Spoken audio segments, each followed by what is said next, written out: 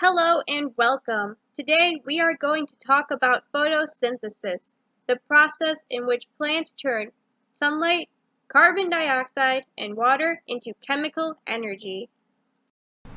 Now, I like to think of photosynthesis as three smaller cycles that all work together to complete the process. Now, photosynthesis happens inside the plant cell, inside an organelle called the chloroplast, inside a circular structure called the thylakoid disc. On the membrane of that disc is where our reactions are going to happen. First, we will look at sunlight. The sun sends down a photon until it reaches a protein structure called photosystem 2, or PS2.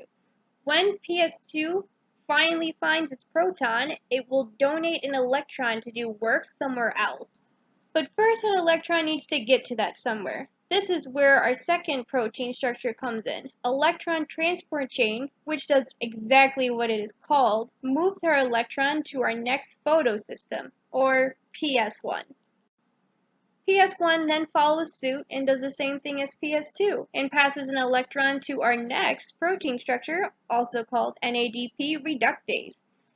NADP will use electrons to transform NADP to NADPH, which is just an energized version of NADP. Now let's go ahead and look at the water cycle. So if we think about it, PS1 electron will be replaced by PS2 again and again. But where does PS2 replace its electron? As you might have guessed it is water. PS2 breaks apart water molecules and takes an electron from them, leaving behind two amazing byproducts, oxygen and protons.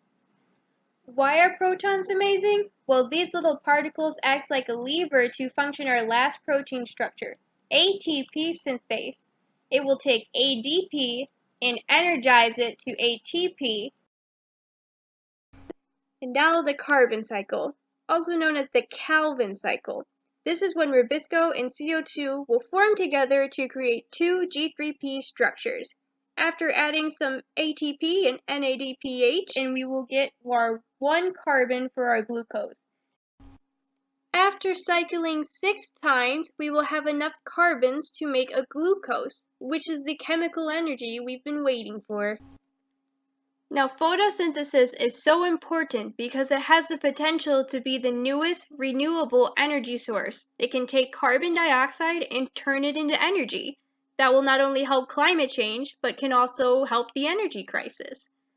Thank you for listening for today's lecture. Have a wonderful day.